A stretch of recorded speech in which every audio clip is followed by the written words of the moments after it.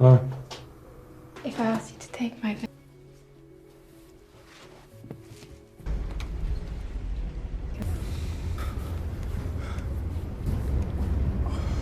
On a cold and rainy evening, an elderly man named Spencer is making his way home when he discovers a young woman named Katie, injured and exhausted in a narrow alley.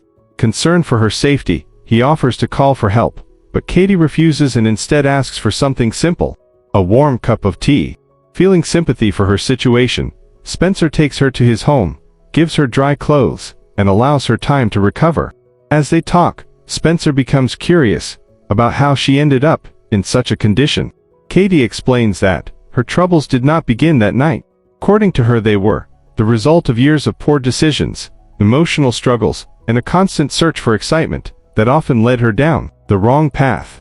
She reflects on her childhood and teenage years, describing herself as energetic, impulsive, and frequently drawn toward risky adventures. While other people viewed life through a more careful lens, Katie was always searching for freedom and new experiences.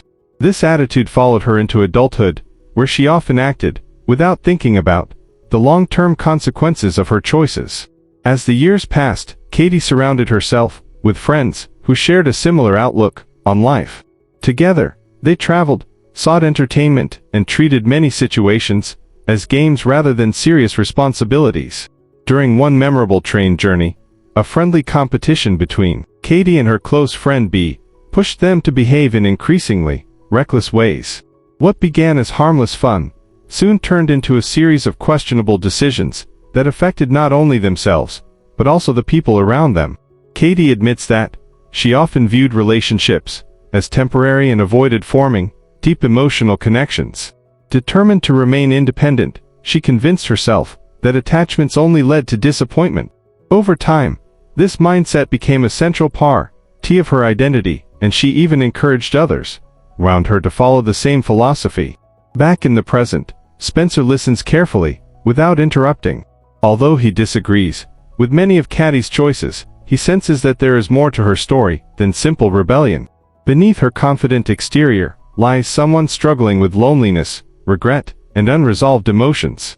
Katie continues revealing how her lifestyle gradually became more extreme.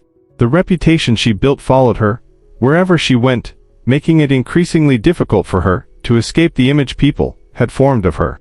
Yet despite everything, she kept moving forward, refusing to acknowledge the emotional toll her decisions were taking.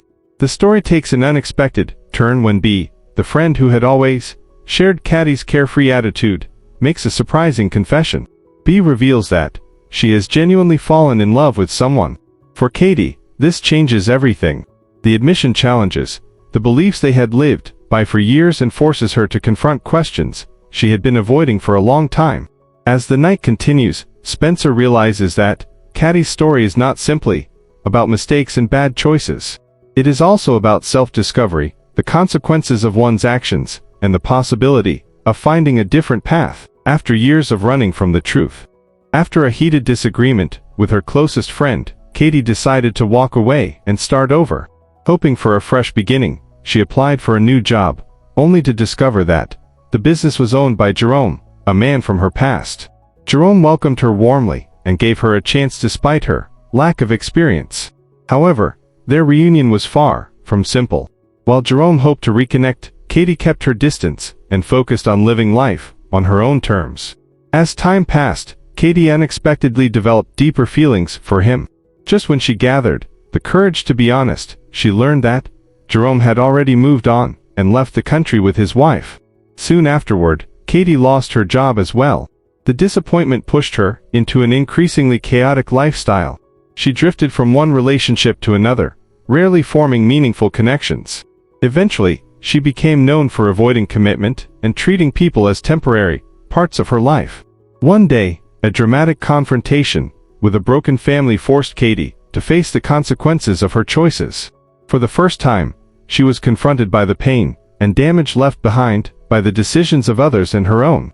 Back in the present, Spencer listens carefully as Katie admits that she spent years chasing excitement while ignoring the emptiness growing inside her.